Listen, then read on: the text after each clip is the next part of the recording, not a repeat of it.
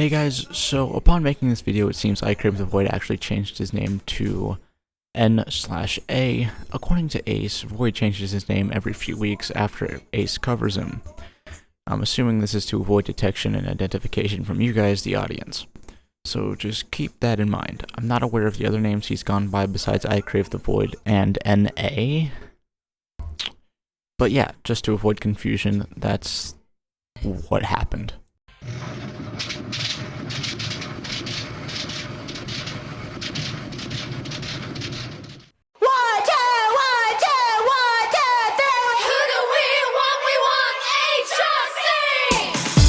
How's everyone? How's Karen and the kids? How's Megan doing at Starbucks? Okay, so this guy that we're covering today, I'm not going to lie, I can't really watch his videos without physically being in pain. I almost cannot take the time to rewatch the radioactive fecal matter that is ICraveTheVoid's content. I tried digging for positive things to say about the guy, but I can only really say one thing, and that is he was kinda sorta right about Tim Pool, I guess. So now we're on to everything else. Oh, and Mr. iCrave, attention. I am not a groomer. Take a long, hard look at my disgusting, revolting teenage face and read every comment I have ever sent, so you can probably figure out that I have never, not once, advocated for such repulsive behavior either. It's pretty sad that you can't just take what I say and evaluate it, judging it on its own merits instead of assuming I subscribe to a set of beliefs, but it's fine. I am going to be exposing this guy for everything he is, but of course debunking the less severe beliefs he holds before moving on to more disgusting things. Kind of, sort of. It was supposed to be organized that way, but I'm going to be honest with you, this video is kind of all over the place. Brought someone along with me for this video, by the way. I know you just love this guy, Crave. I think you made a fanfiction of you with him because you keep calling him Sarah, so maybe you have a thing for femboys. Anyways, although he's a bit busy, I have permission to use his clips. He's here in spirit, introducing the one, the only, Ace 1918.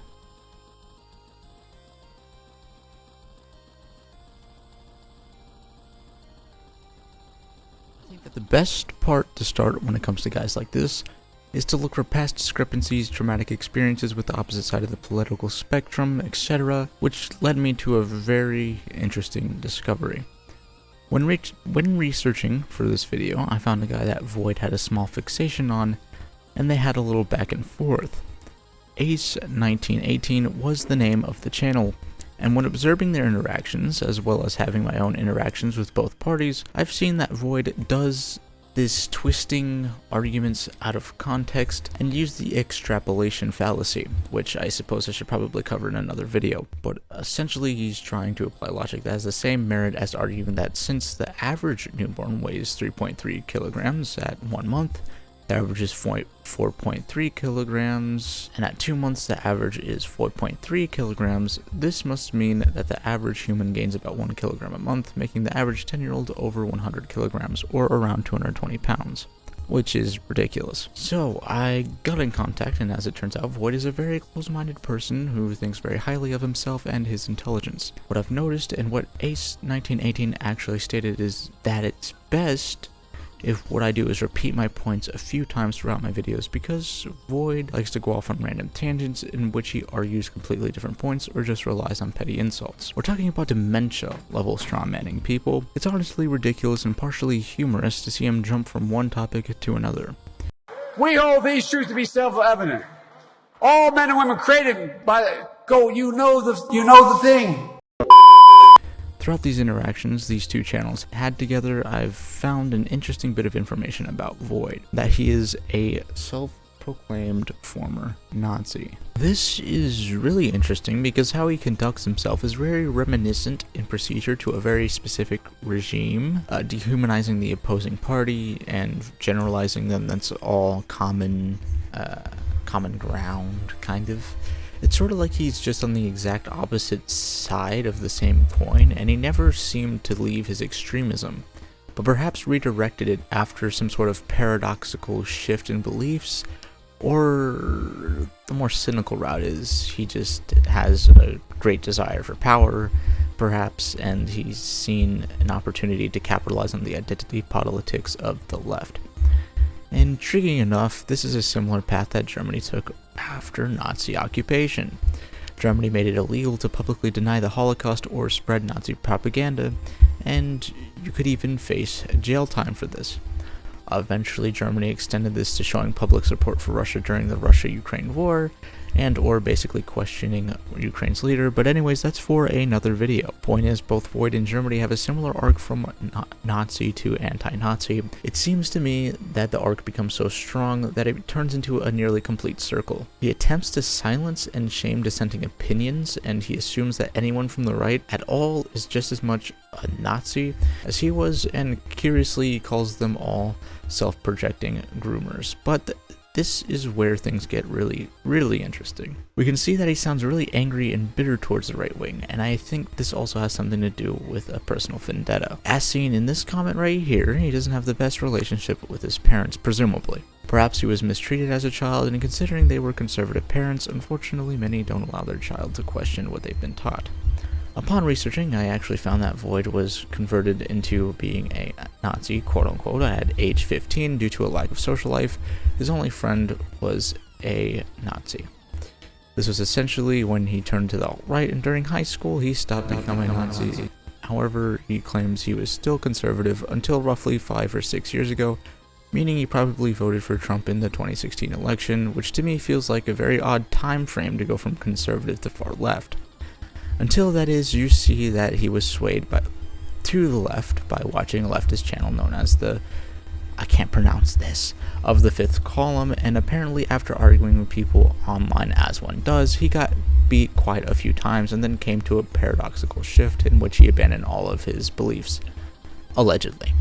This is a very common scenario I've also seen with Christians, where they aren't quite well equipped when it comes to really understanding their religion and their beliefs, that the first time someone ever challenges them, they eventually fold. However, I do not think that this is the exact same phenomenon that happened with Crave. He actually seems to have kept the same tendencies commonly attributed to alt-righters and Nazis, and the level of extremism really does break the illusion of what you think would be significant change, because if he truly thought of himself as a monster, he wouldn't use the same buzzwords nor the language of anything with a right leaning. He also wouldn't literally misgender Ace like countless times over, but leftists love hypocrisy, so it's whatever. This time it's especially stupid because Ace is a biological male, but yeah, sure, whatever. Crame claims to be an anti-capitalist as well, and many of his ideological views lean toward Marxism. However, oftentimes he is seen defending large corporations like Disney. Called out for lack of consent. And why is that? Well, because the prince kisses her to wake her up. Duh. White didn't give consent for the kiss. So, I'm surprised. Wait, why is he laughing about this? Balenciaga and others. Also, more on that Balenciaga thing later on. Also, buddy, pal, amigo, you basically never cite your sources, and I'd love if you stopped pretending that you were championing this amazing cause when in reality gender-affirming care is being used to, quote-unquote, correct people. It's literally the new conversion therapy, with Iran being a huge proponent of the free, subsidized, gender-affirming care, quote-unquote, and forcing boys to choose between getting their head cut off or getting their head cut off. Most people that advocate for the transgender movement aren't even thinking about intersex people, so you don't give me that at all. It's really stupid. It's the consensus that sex is determined by chromosomes, not by your brain, nor your genitals, nor your interests. Although there are exceptions to the rule, as with literally every scientific rule there is, a rule is still a rule. Otherwise you'd be advocating changing the definition of mammal, for instance, because a platypus is classified as a mammal despite laying eggs instead of partaking in live birth. It's absolutely absurd to suggest otherwise. However, my legal opinion on the matter is just do whatever you want to do, but don't expect me to show up to your parade. Unless of course you are a minor, then you shouldn't be allowed to modify your body in such a way. I mean, why can't minors get tattoos or plastic surgery? Like, we have these age limits for a reason. They can't even drink. They can't even vote until they're 18. It's just stupid. But whatever. Yeah, it's fine. Anyways, if trans people are oh so happy, then why in the world is the suicide rate for trans people so high? Did you ever think about that, Crave? Or were you too busy getting off on responding to everything with a your mom joke every other sentence? So, now let's talk about his nuclear bad takes. First, I suppose we should talk about the Club Q shooting. ICraveTheVoid uses so many logical fallacies when talking about it, but I'll stick with some I've already covered so I can add to my list for my next video. But anyways, here it goes. First things first, he jumped to conclusions so many times by assuming that all right-wingers wanted this shooting to happen and even coordinated it, which is just infinitely stupid on so many degrees, considering there weren't any calls to violence, nor was there any evidence of such rotten behavior. There is, however, plenty of evidence to suggest that the guy was just a nut job acting on his own accord. It's absolutely pathetic that you think everybody is conspiring against your side, which is just stupid, and you're acting like a victim constantly so that you can prevent yourself from accepting any actual criticism. But, I mean, that's more typical among the mainstream left, so let's move on to the more and more extreme side of things, like plainly ignoring facts even after your side practically announces them, which again is still kind of mainstream, but I would say it's on the more extreme side of things. So let's talk about the simply amazing things he has to say about why Santa Inc. is totally not a feminist pandering left-leaning film. Reason. They removed the dislike button to save trash like Santa Inc. So now, when you... Except they didn't. HBO Max doesn't care. Like, they keep saying that these big corporations ratio, they don't. You're not even bothering the intern that's not being paid a dime to keep it on this channel. You're not bothering that person. No, nobody cares about your dislike ratios. They don't look at them. By the way, I look at this trailer, and basically it's an entirety at the end of this video. It's not that bad. It's just a stoner comedy. Now let's see what two main actors of the movie think about the show. Now what? I don't know, you want to sit on the couch and watch the fire roar? No, I would rather watch an R-rated animated Christmas comedy with a touch of a feminist agenda. It's just a stoner comedy. A touch of a feminist agenda. Oh wow, I guess Crave is just so all-seeing that only his huge mind can comprehend what even the main leads couldn't see in their own film. That's crazy. So as you can see, Crave just completely lies to his audience about Santa Inc. in order for right-wingers to seem less justified in their criticisms of the film, which is kind of stupid because a lot of non-political creators and even left-leaning creators dislike Santa Inc. But you Marxists think that everything is propaganda, so I suppose if everything's propaganda, nothing's propaganda. Another thing that is just completely stupid to me is that Crave claims that big corporations don't care about how many likes or dislikes they get in a video, which is simply untrue due to the fact that we, the consumers, are voicing our opinion on what we think of something, and these dislikes act sort of as reviews.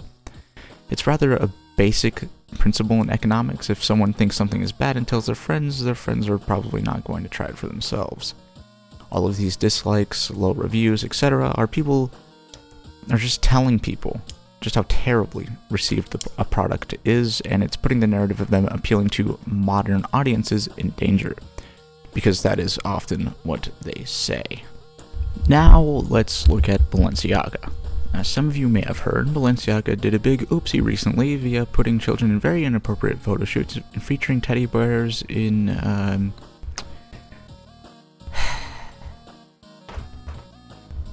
not nice things. But anyways, these children were put in very odd poses, and the things around them also included empty wine glasses, Balenciaga spelt with 2 A's, like ball, you know, the being people worshipped via throwing small children on an extremely hot metal statue and letting them burn to death, documents relating to a Supreme Court ruling involving graphic content and children in the photo shoot, almost as to say we know what we're doing and we can get away with this, and there were extremely questionable people working on the photo shoot. I could talk about that all day, but I want you to look at this picture, take a nice long look, and then listen to Void's defense of Balenciaga. Unlike Seanhead, I have some standards in my investigations.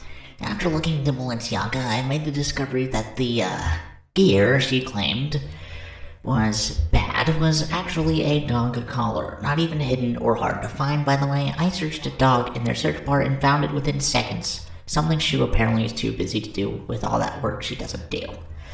Meaning she literally attacked people over something for dogs that she herself associated with grooming.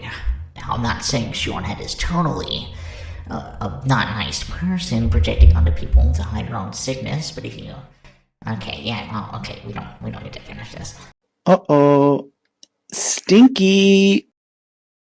Yeah, you disgusting freaks, that's a dog harness, because dog harnesses look like that. See? Look at the dog harness. Look, guys, it's totally a dog harness. Definitely, guys, definitely. But, ignoring the fact that Balenciaga even issued an apology after this, because, you know, it's not a dog harness. Let's move on to the tweets. Now, ICraveTheVoid has also called for the social punishment of August Ames, which was an adult actress before committing suicide after the same exact controversy Void was in support of canceling her for. Since Ace already covered this, I figured it would be a good idea to just share this clip with you guys instead of me explaining it, so without further ado, here is the clip. Let's move on to the topic that ICraveTheVoid is clearly the most butthurt about. That being that I keep pointing out the fact that he has actively tried to defend rape. This is, for those who don't know, specifically in reference to the Simon Wheeler comment. Simon Wheeler being a far-left activist who was part of the harassment campaign against August Ames, an adult actress who tragically took her own life shortly after this harassment campaign began. And the motive for this harassment campaign was that August Ames asked that the individual that she was expected to do an adult scene with, who had a history of doing gay scenes, be tested first. And when this individual was not tested, she refused consent. And this refusal of consent resulted in far-left activists labeling her as a bigot, and thus they began to actively harass her. So in other words, this situation proves beyond all doubt that you can be harassed by the far left simply because they do not like your reason for refusing consent. But let's now tie this back to ICraveTheVoid, who has decided to downplay Simon Wheeler's comments and actions, which he tries to do via the age-old excuse that socialists always provide, that being it wasn't real pro-rape advocacy, because real pro-rape advocacy has never been tried.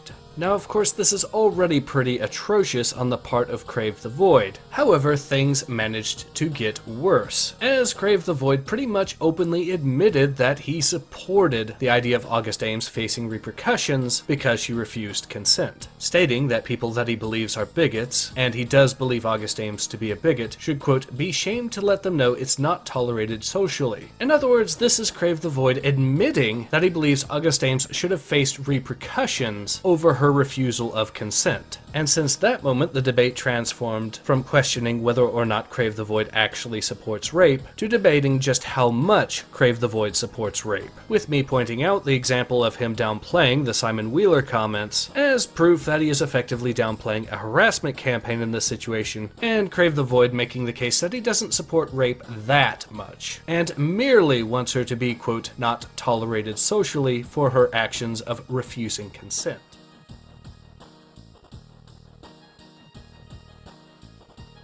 Now, if you take a look at these tweets, you can see that ICraveTheVoid saying that lolicon stuff and CP is the absolute same.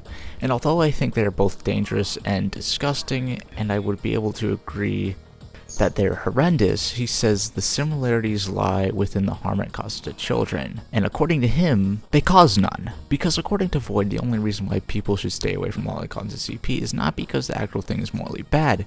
He just thinks they are signs that someone will do something bad.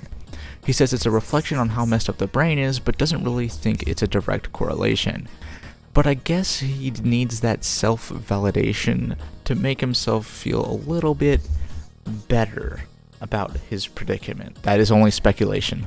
Okay, for legal reasons, that was a joke. But anyways, after I found these tweets via watching Ace's video and then looking through the archive myself, I felt compelled to share this on a community post showing his tweets.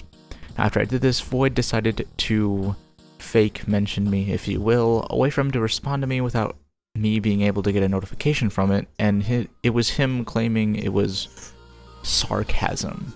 How, might you ask? Is it sarcasm? no clue. We had a bit of a back and forth, mostly him avoiding questions or his burden of proof and calling me dishonest. Then he made a second post which had absolutely no point whatsoever. Then finally he challenged me to a debate. We worked out the date of February 12th because he was only available on Sundays, and so approximately 14 hours before the debate he bailed and took a 2-week break from everything. Now I don't mean to be accusatory, but it seems to me, Crave, that you're too scared to debate, and you need more time to get your story straight. For a pseudo-intellectual, you'd think you'd have a bit more backbone against someone who hasn't even graduated high school yet, but it's fine, I guess. If that tweet was the only thing there, I probably wouldn't be making this video. However, with everything else, like defending Balenciaga and the August Ames situation, I think it's safe to say that Void has shown his true colors. Okay, so I think we've covered the main reason why I wanted to make this video, so for now, what I'm going to do is debunk his anti-establishment socialist persona. Well, if you can call it that.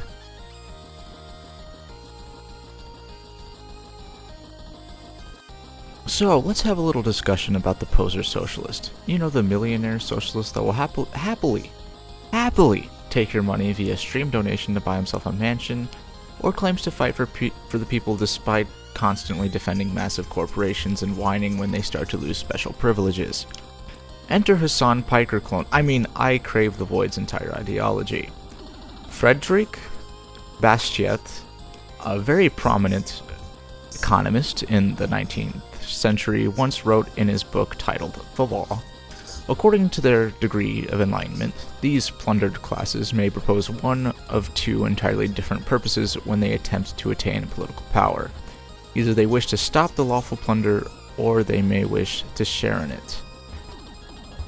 This quote was in regards to socialists. It is my belief that although well-intentioned, socialists partake in the latter. Instead of preventing restriction of business, the idea for socialists is to take everything away from everyone and create equity, not equality, among people. However, Crave isn't a socialist. He's only anti-capitalist when the business isn't of his political leaning. He feels the need to defend every single corporation that faces scrutiny unless it is inherently right-wing or right-leaning, no matter the charges against said corporation. For example, he mocks conservatives for not trusting Pfizer and or not wanting to get a vaccine that was developed very quickly as opposed to other vaccines. This is entirely idiotic because Pfizer has been involved in plenty of class action lawsuits, one including testing an experimental anti-meningitis drug on 200 Nigerian children in which 11 of them died and the rest of them with disabilities including but not limited to blindness, deafness, and paralysis. Between 1979 and 1986, they also sold faulty heart valves. There were 450 cases in which these valves stopped working, causing 350 deaths by 1991. I mean, the list really goes on, and this isn't the main focus of the video, but I linked my source, so go look at it if you're interested. Crave also defended HBO when the release of Santa Inc. came out, when the trailer came out, when the date came out, when it was going to be released. He also defended Balenciaga. He defends Disney profusely and attacks anyone who doesn't like the new content being put out by Disney, which is, I mean, it's bad. The only time he has ever attacked big businesses, quote unquote, was when they were non-political and people on the right enjoyed it, or when the business was right-leaning in any capacity. To summarize what Crave is, he seems to be someone who has the logic and ideas of extreme leftists with an alt-right twist. When I say he's a Hassan Piker clone, I really mean in the worst way, because he tries to be profound and have this America caused 9/11 moment. This is so insane. America deserved 9/11, dude. Fuck it, I'm saying it. To come off as authentic and real and stunning and brave, but honestly, it's just a random, incohesive ideology with no foundation or real meaning to what he says. In other words, he's profound and shocking for profoundness' sake. As many leftists do, Void has adopted the idea that white man bad and this new definition of racism known as the power structure argument. Critical race theory suggests that racism is prejudice plus power, and therefore white people are the only ones that can be racist. this is just stupid because it implies that only institutional racial prejudice is racism and thus dismissing all other forms of racism. This CRT version of racism relies specifically on the notion that all white people are privileged for being white, which is utter nonsense in every conceivable way. Crave also loves his intersectionality too, which creates what I like to call an oppression hierarchy, in which the left classifies groups of people based on physical characteristics, sexualities, and religions and ranks how much say they get in a matter depending on how oppressed they are. I'm sure there's a word for that. Probably something wholesome and nice and totally not bad at all. Anyways, as I was saying, Void thinks white man bad, so much so that he actively defends an article calling the DNA of white people an abomination. If you don't believe me, I'll just give you a source in the description, and also it's the headline, so there you go. Here, let me just quote a portion for you. Ontologically speaking, white death will mean liberation for all. To you good-hearted liberals, apathetic nihilists, and right-wing extremists, acceptance death is the first step toward defining yourself as something other than the oppressor. Until then, remember this. I hate you because you shouldn't exist. You are both the dominant apparatus on the planet and the void in which all other cultures, upon meeting you, die. Aw, look at this mostly peaceful paragraph. Now I know this is a pretty big accusation, so allow me to present my case. Believed that the DNA... Opinions communist. Communist. Columnist. I had to slow down that word. Let me just take a poke at this article. Alright, I found the article. Not nearly as bad as claimed. This isn't anti-white people. It's anti-white as a concept. It's the usual, whoops. I mean, if you want to read it, you can pause and read it, or you can just find it. I might actually link it in the video description. I don't know yet.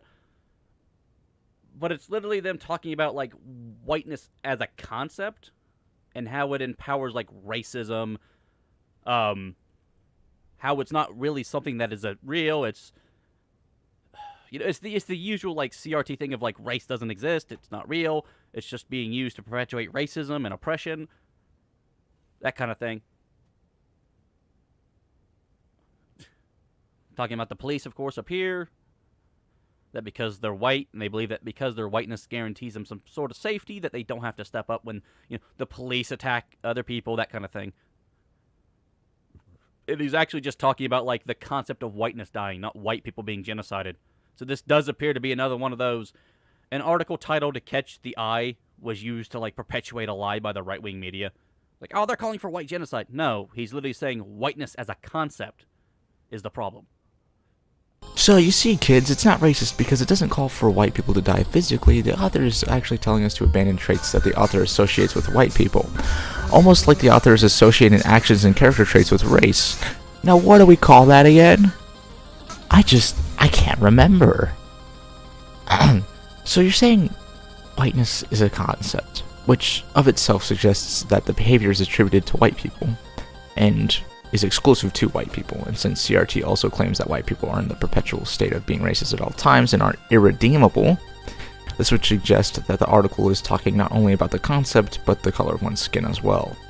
Also, apparently, when people do something bad, that immorality, those past mistakes, are inherited and passed down from generation to generation, along with the responsibility to fix it, according to critical race theory and affirmative action.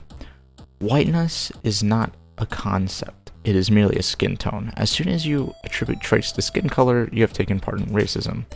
Imagine, if you will, I wrote an article saying that blackness as a concept is terrible, and ontologically speaking, Black Death will mean liberation for all, just because hundreds of years ago there was a possibility that their ancestors participated in the slave trade as well, by trading off rival tribes, right? Anyways, you can't say that the title is some sort of misinformation campaign spread by right-wingers to perpetuate this thought that CRT is violent, because only the author has the real authority over what the title is, and the author picked that title. The title, "Your DNA is an Abomination," is pretty explicit in talking about DNA, which dictates many immutable traits such as sex, hair color, and, you guessed it, race. It calls for a lot of violent stuff, and of course it throws a random little disclaimer towards the end about keeping it peaceful, but that's like Matt from Game Theory saying, but that's just a theory at the very end of his videos. Nothing is going to regard that little... Nobody, absolutely nobody is going to regard that little disclaimer if all of the language before and after it hints towards the opposite direction. Alas, many of you may be saying, hey, these things have been said in this comment section plenty of times, why are you just parroting talking points? First off, they are not talking points. I have given you the evidence and I have most certainly expressed my own thoughts on the matter. I'm not parroting at all. Second, yes, I know a lot of these things have been said in Void's comment section, and plenty of these things were touched on in Ace's channel. However, the entire point of this video was because these things have been said and Void constantly ignores this criticism. He strawmans and projects his way out of discourse, and to put it gently, he seems to grasp for power and influence via flipping his ideologies on a dime, whether it be uncharacteristically defending massive corporations or discouraging the breaking of monopolies as seen when he whines about the Daily Wire starting to make their own forms of media. He nearly never cites his sources in anything, but when he does, it's usually when he's made multiple claims so that he can cite one source and pretend the other claims were automatically validated.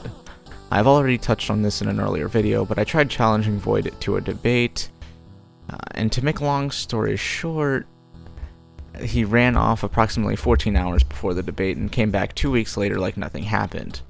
What I didn't tell you is that in his post announcing his break from everything, he took part in a bit of dishonesty. Now, I cannot take credit for discovering this, so what I'm going to do is share a clip of Ace's newest video regarding ICraveTheVoid. To conclude, this guy has really been a pain in this small little corner of the internet. I'd like to thank Ace in 1918, which really helped out a ton when he came to research, and he was super chill about letting me add clips of his onto this video, and the link of said video will be in the description. You should definitely watch it because it is put together very nicely. Honestly, just a really cool guy. You should consider subscribing to him. Link to his channel will also be in the description. I'd like to thank Wonton the Stormtrooper for helping both of us by calling out Crave. Otherwise, Crave wouldn't have even had a community post to highlight, and he wouldn't have made such a fool of himself. Check out that guy's channel too, but most importantly, I would like to thank you guys, subscribed or not. You guys are just amazing. I got suggestions, criticism, compliments, jokes, everything, and you guys have just been so great and so loyal despite my terrible upload schedule and kind of lower quality videos. Don't worry, I will definitely cover Sam Collins. Thanks for the suggestion, Dr. How do I pronounce this? Suro? Anyways, that's all for today. Goodbye, everyone.